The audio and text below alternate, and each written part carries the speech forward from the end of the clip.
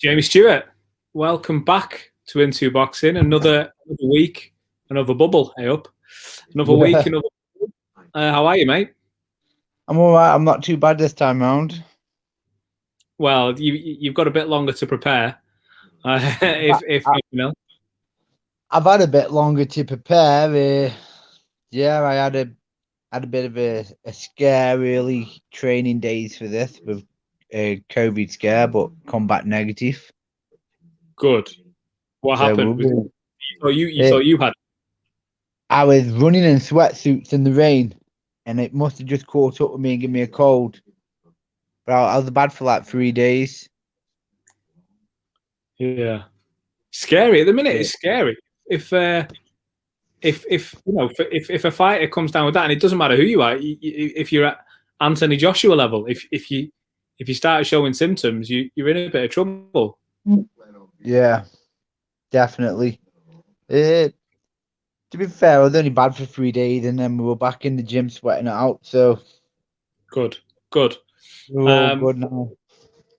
We'll obviously talk about that last fight in a few minutes and the situation that's just not stopped giving.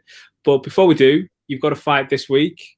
Just tell us a little bit about about your opponent, about your training schedule, how you're doing for it. So we're on weight, and we're ready for that to start. But Elliot is a good boxer. He's very good. We're probably technically the best guy that I'm getting in with at the minute in my career. He's going to be the best guy I've fought technically. So He's a little bit younger than you, isn't he? He's a little bit younger. Does that play any part in your mind, or? Age of the number, man. I feel 20. Yeah, fair enough.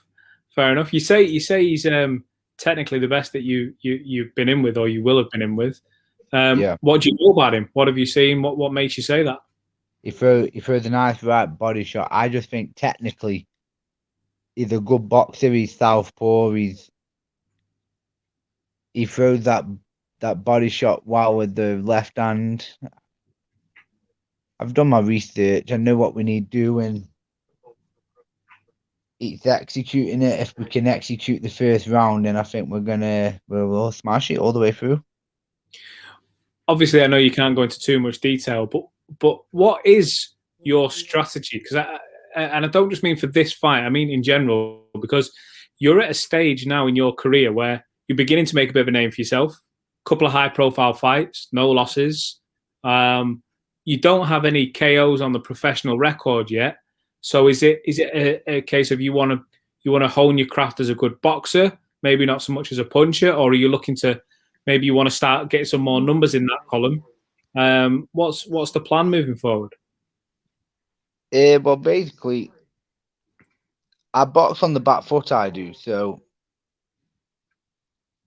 When we spar at the gym, I box on the back foot until I can't be arsed, and then I box on the front foot, and then I kind of like step forward. Now I can punch when I'm moving forward. Yeah. So I've I don't like saying too much. I don't like putting it out there because I am a bag of win that you would not. If I was to sit down and tell you now how I do boxing, you would sit there and be like, "What have I just listened to?" Because I'm backwards, and that's why I'm winning. Because I've got this style that no one can figure out. Yeah. What's the game plan for the next few months? Is it because you're obviously quite active? The last fight was what, December, I think, or November? Yeah, December. And you back out again a number of weeks later. Are you just staying active at the moment, getting out as much as you can? I want to be. There's a page on Facebook, and it's for ex-professional boxers, and then random people just put pictures up and tells you how active they were when they were fighting, how many fights they had. I just want to be listed as a very active fighter, someone who was there for the game and loved it. So I take what I can when I can. How has your game? How has your career changed?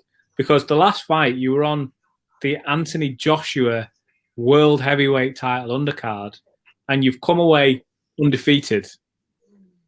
How was your career? I mean, just tell me, how's it changed? I don't think it has yet. No? Because I'm a novice, no one wants me win. So when everyone wants me lose, that ain't, like who's in the boxing background. So when they see me win and getting decisions what they don't want, I don't think they like that because I'm a novice. I don't know nothing about it, but I'll fight the art out. So does that mean if you keep this rolling, are you going to become more of a risk or reward gamble fighter? Because you get on big shows, you're obviously game, you're always ready, but people aren't beating you. So I mean, how does that affect you? I don't know. I always grew up when I was a kid, like just going to different areas, and if you fell out with someone at school, we'd end up walking to where they knocked about, and then we'd one-on-one it there. It just feels like that to me, like it's something I've naturally done all my life. So it feels normal. Yeah, no, fair play, fair play. Obviously, it's quite funny that you're out this weekend again, as is Florian, and that was your last fight. Yeah, Florian getting knocked out by Charlton, though. Do you think? Yeah. Have you spoken to Florian since your last fight? He'd had me blocked off Twitter a few times. He's blocked you? Well, he's reported me a few times, yeah. He reported you? What for? Well, obviously, now I've been in there with him and I know what the game is with him, I could get back in there and smash him second time round. Now I know everything I'd need to do for that rematch. And I actually don't think you don't hit hard. When I went down in the second round, it weren't like I'm hurt. I was actually scared of taking that body shot, so I just chucked myself down. Yeah. Once I took it and I felt it, I was like, all right, then let's go. So you've not. So the only, I don't know, you can't really call it communication, but the only interaction, I guess, between you two, then you've not spoken to him since he's just blocked you on Twitter. Yeah. Not blocked me, like he's reported me a few times. I've commented on a few stuff he's put on. Oh, okay. I'd fight again, I would. And I know for a fact I'd beat him second time round. But most probably why they won't want that fight. I'm a risky fighter to be getting in with. You think Charlton beats him on Saturday? Yeah, easy. So, I mean, I remember speaking with you before the last fight, and obviously Scott was on the call as well, and he was saying, "Hey, don't go putting ideas into Jamie's head." I remember him saying that quite clearly. But Scott's not here now. but also, but also, you've got a dream, haven't you? You've got to be ambitious. If you get through Saturday, definitely. If you get through Saturday night, 1 minute. Let me just work out what's happening here. Yeah, sound. If you get through Saturday night, another W on the record, what do you want next? Where do you want to go? Wow. It'll be my third unbeaten fighter. I don't want to be fighting journeyman, like I said. If people want to use me as a journeyman, I don't mind. Let's go. But I just want to stay active, get back out there, win or lose. Like Friday night, I want to get back out there, stay active. Like I said this many times in the past. Like I'm not here to win or lose. I'm here just to have a right good time and a good tear up. So winning is a bonus, and losing doesn't matter. And that's the game. That's the game plan on Saturday. Just go in and have a tear up.